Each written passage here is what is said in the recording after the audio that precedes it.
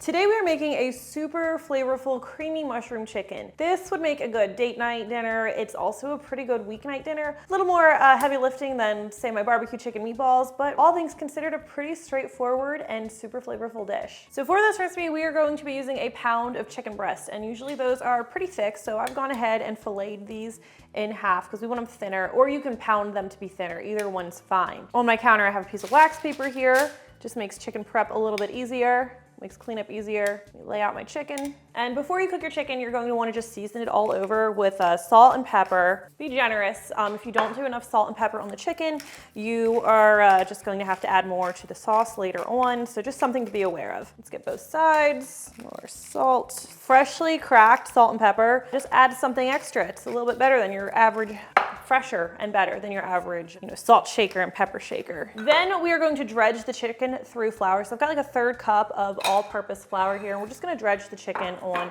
both sides. While I do this, let me just pause for a second because I want to get my stovetop heating up a little bit. So I'm going to turn this to like medium heat, notch above medium actually. And that's warming up. Let's go ahead and finish dredging our chicken. And I want that chicken completely coated in the flour, but we'll just shake off any excess. Beautiful. Let's set that there. This is regular all-purpose flour. When the weather starts to get colder and you want something like a little more cozy, a little more hearty, this is what I reach for. And I usually serve it with my mashed potatoes, which I think I'll do a video of those for you guys because that recipe has been on my website for a while, but I haven't done a video for it yet. I'm doing before Thanksgiving. Chicken's dredged. Set that down. And we're going to add some oil to our pan. We're going to add 2 tablespoons of a neutral cooking oil, or olive oil would be fine as well. Bottom coated. You want that oil to be nice and shimmering before you go any further. A nice hot pan is really important to get a nice sear on your chicken. So once we lay this chicken down, we're not going to touch it for like 2-3 minutes because we want it to get a nice golden brown sear. That is going to pack in so much flavor. All right, so once the oil's shimmering, let's set down our chicken.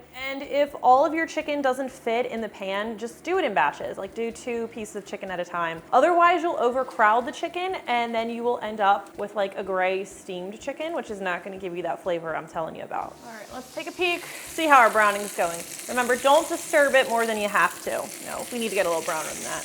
There you go, nice golden browning, that's what we wanna see.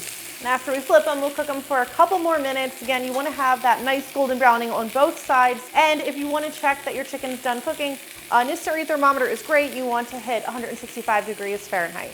All right, and some of these are finishing a little sooner than the others just because they're different sizes. So as the chicken finishes cooking, just remove it to a clean plate. We'll let these guys have another second before we take them off. Another one. This is our most uncooperative piece.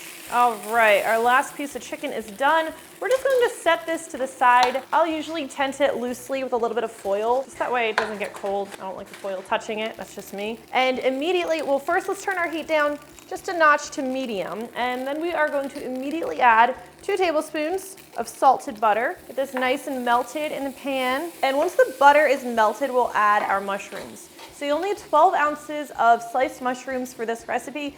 I recommend using a baby bella or cremini mushroom. Probably saying that wrong. These are just a firmer mushroom. If you're using something softer like a white button mushroom, then it could get kind of like a little bit mushy. These are firmer, so I leave them in the pan the whole time I'm cooking everything. If you only had like a white button, I would probably remove them to a plate after cooking them and then put them back in once you've made your sauce. So let's go ahead and cook these mushrooms until they're like a nice golden color. Cook these in the butter. That's a big one. I'm not a big mushroom person, so I'll usually give Zach the mushrooms from this dish, but they really do add a lot to the sauce, and I love the sauce that results from it. It has like a really nice flavor. Okay, once the mushrooms are starting to turn a nice gold color, we're going to add our onion. So I have a cup of small chopped yellow onion here. If you want to be fancy, you could use a shallot instead. I'd probably just use like 1 whole shallot. I really do like a shallot in here. And we're just going to cook this with the mushrooms until the onions are nice and softened, and that's going to take like 3 to 5 minutes. Just stir them, move them around pretty frequently so they don't burn. Get in there, mushroom. If you keep them moving, the onions and the mushrooms will soak up like any brown bits on the bottom of the pan.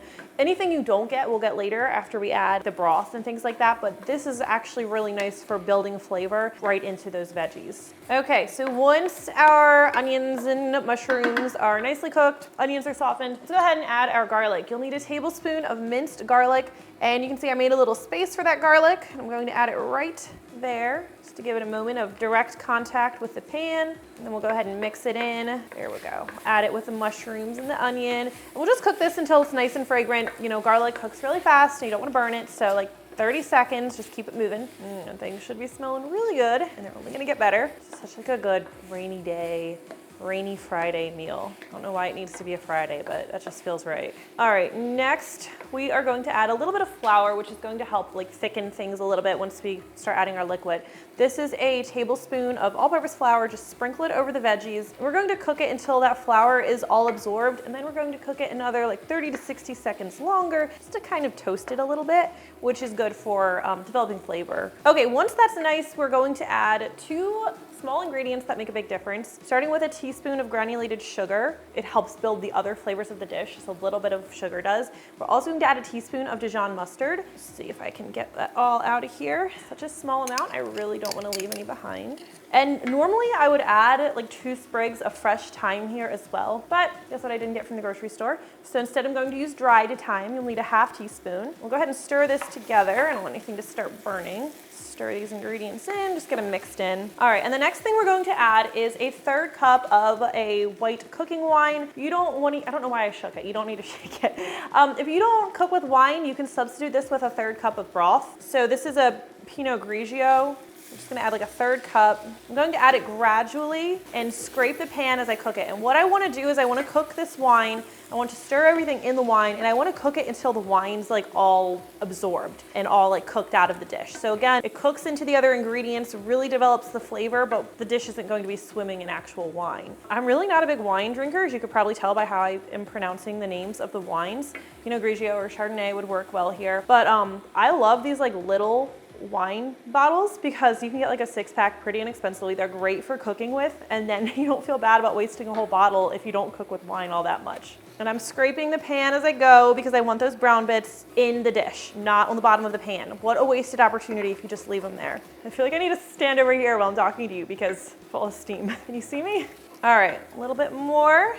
And let's just cook this until it's all absorbed. You don't want your pan to be like super dry. You just don't want, you know, if you tilt it, you don't want there to be like a bunch of liquid there. So we're in pretty good shape. I'm just gonna cook it a couple seconds longer. Scrape that pan. Don't worry, what we don't get here, we'll get in the next step. Okay, so once the wine's absorbed, we'll move on to our chicken broth. We'll need a cup of chicken broth here. And again, I'm going to just drizzle this in and add it gradually, scraping the pan as I add it. And we're going to cook the chicken broth until this is reduced a bit, usually by about like 1/3 to 1/2. What we're doing here is we're concentrating the chicken broth flavor. Again, I talk a lot when I'm making savory dishes about building like the base, because that's how you get all that flavor. Like these steps are important, even if they're a little more time consuming. Stove turned off. And reducing it isn't an exact science. You do want to see that it's like reduced and thickened, but the best way to do it is usually just to kind of like tilt the pan and just kind of eyeball how much liquid is there. We'll wash that Dijon mustard off. It's in our dish. All right, so once this is seeming like a little bit thicker and the broth has reduced some, about 1/3 is what you're aiming for, we're going to add our final ingredient, except for that chicken over there, and this is 2/3 cup of heavy cream. We're just gonna drizzle this in slowly. I've also tried this with half and half, and half and half works fine too. Just isn't going to be as thick of a sauce. Let's grab our chicken. We didn't forget about that this time. We're just going to nestle our chicken right in the sauce, and I'll turn down the heat a little bit. I just want this simmering at this point. Any juices on that plate, go ahead and add them right on in. There's flavor in those. In that. And we're just going to let this cook until the sauce is slightly thickened. It doesn't get super thick. It's not like a gravy, though the longer you let it sit, the thicker it will get. So we're just going to let that chicken warm through all the way, and then we're going to go ahead and plate it. Like I said, I like to serve this over some mashed potatoes, usually with like a green veggie or a salad. Of course, don't forget to get some of that mushroom sauce. Oh, it's so good with the potatoes. And that is it. That is how you make this creamy mushroom chicken. Whenever you want to serve it, it's a super flavorful dish I think you're going to love. If you try it, let me know what you think. I always really do love hearing from you. Oh yeah. I love it. Sorry. Spoon. Evidently I like the essence of mushroom, but that's it. Is this off or something? It's off.